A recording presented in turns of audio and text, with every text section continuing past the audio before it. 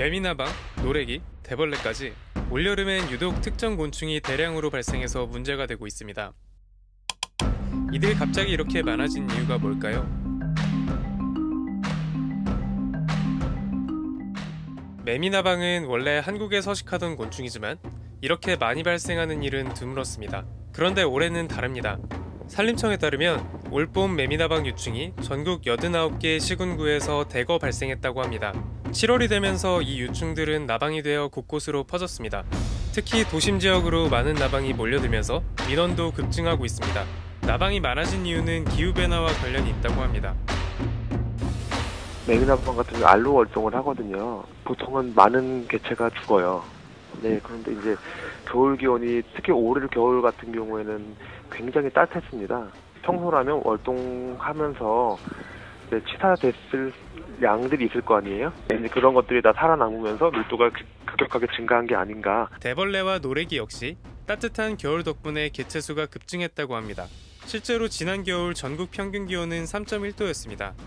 이는 기상청이 전국 곳곳의 온도를 재기 시작한 1973년 이래로 가장 높은 수치입니다. 이 기간 겨울철 평균 기온보다 무려 2도 이상 높죠. 최근엔 평균보다 따뜻한 겨울이 여러 번 반복됐는데요. 그래서 갈수록 외래종이 정착하거나 특정 종의 개체수가 비정상적으로 늘어나는 일이 잦아지고 있습니다. 대표적인 게 주홍날개 꽃매미입니다.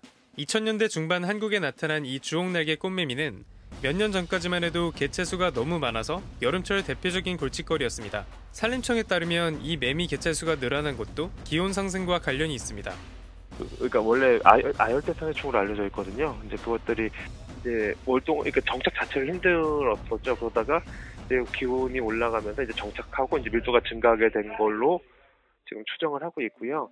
이처럼 국내 곤충 생태계에 큰 변화가 생기면서 이런 변화가 우리에게 더 직접적이고 치명적인 영향으로 돌아올 가능성도 높아지고 있습니다. 대표적인 게 댕기열 같은 전염병의 유행 가능성입니다. 댕기열은 이집트 순모기와 흰줄 순모기가 옮기는 전염병으로 열대와 아열대 지방에서 많이 발생합니다. 세계보건기구 추산 지난해에만 4억 명 이상이 이 병에 감염됐고 치사율도 5% 가까이 되는 매우 위험한 전염병입니다.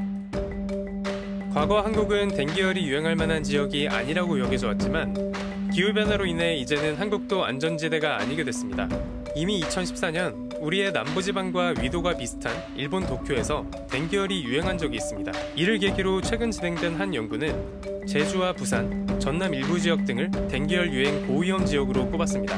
내가 만약 감염이 됐으면 감염된 나를 어떤 모기가 물고 그 감염된 모기가 또 다른 사람을 물고 그 사람이 감염되고 또 다른 모기가 그 사람을 물고 이렇게 연쇄 반응으로 일어나기 때문에 바이러스가 유입되는 시점에 그 바이러스를 옮길 수 있는 매개체 역할을 하는 이 모기가 만약에 아주 짧은 시간만 살아남았다가 그냥 없어지는, 그랬으면 아웃브레이크로 일어날 확률이 점점 더 줄어드는 건데, 반대로 기후변화로 인해서 이 개체수가 점점 더 증가하게 되고 서식지 역시 변동하게 되면은 똑같이 바이러스가 유입되는 상황이더라도 아웃브레이크가 발생할 수 있다는 것이고, 실제로 이러한 케이스가 2014년도 여름에 일본 도쿄에서 발생한 아웃브레이크라고 보는 학자들이 많이 있습니다. 일본의 댕기열 유행은 다행히 2014년 이후로도 지속되지는 않았습니다. 도쿄의 겨울이 흰줄 순모기가 살 수 없을 정도로 추웠기 때문에 대부분 모기가 죽어서 바이러스가 다음 세대로 넘어가지 않은 것이죠. 하지만 기온이 이대로 올라가면 일본은 물론 한국에서도 댕기열이 토착할 가능성이 높아집니다. 미국 질병관리본부는 겨울철 평균 기온이 10도 이상인 지역에서 댕기열 유행을 우려합니다. 그런데 2019년 겨울 제주도의 평균 기온은 9.1도로 이에 매우 근접했습니다. 궁극적으로 이런 것들이 꾸준히 쌓여와서 더 큰 피해를 일으킬 수 있는 게 적어도 댕기열과 관련된 보건 분야, 매개체 관련 질병에서는 너무 먼 미래의 얘기는 아니라는 사실을 말씀을 드리고 싶고요. 기후변화로 인해 한반도 평균 기온은 지난 100년 동안 약 1.5도가 올랐습니다. 온도 변화에 민감한 곤충들은 그 변화에 빠르게 반응하고 있고 그 밖에 다른 여러 생물들도 반응을 보이고 있습니다. 강원도에서는 바나나를 재배할 수 있게 되었고 남해안에서는 수온이 올라 멍게 양식이 어려워졌습니다. 그런데 어쩌면 이런 생태계의 변화는 이제 막 시작한 걸지도 모릅니다. 기후위기가 생태계 균형을 깨트린다는 것에 대해서 많은 사람들이 얘기하고 있는데요. 반대로 생태계 균형이 깨지면 그것 또한 기후위기에 영향을 미친다고 과학자들이 주장하고 있습니다. 대기의 기온이 높아지면 바닷물의 수온도 높아지는데요. 그렇게 되면은 바닷물 속에 사는 조류가 이렇게 죽게 돼요. 조류의 역할이 있죠. 산소를 만들어내는 역할을 하는데 조류가 이제 사라지게 되면 이산화탄소를 흡수하는 바다의 역할도 줄어들게 되면서 이 기온 상승이 더 높아지는. 산업화 이후로 한 1도 가까이 오른 건데 왜 사람들이 1.5도 이상 높아지면 안 된다라고 얘기하냐면 그럼 한 0.5도 정도 남은 건데요. 지구 평균 기온이 1.5도를 넘어가면 복원 불가능한 생태계의 타격들이 한편에 생길 뿐만 아니라 지구가 이제 그때부터는 스스로 뜨거워지기 시작하기도 하는 거예요.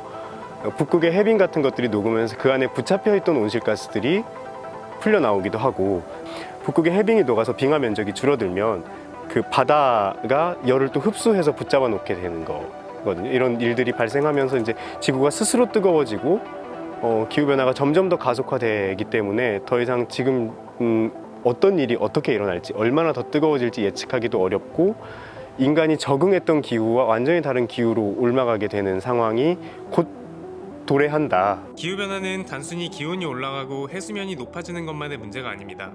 생태계 모든 영역이 큰 영향을 받고 있고 갈수록 예측할 수 없는 많은 문제들이 발생할 겁니다. 남은 시간이 그리 많지 않습니다. 정말로 돌이킬 수 없어지기 전에 우리는 하루빨리 기후변화 문제에 제대로 대응해야 합니다. 안녕하세요. 다페이스 선욱PD입니다. 영상은 잘 보셨나요? 이 영상은 기후위기 비상행동과 함께하는 영상입니다. 기후위기 비상행동은 기후변화에 제대로 대응하지 않는 한국 정부가 책임감을 갖고 적극적으로 나설 것을 요구하고 있습니다. 관련된 내용이 더 궁금하신 분들은 영상 아래 더보기란을 확인해주세요.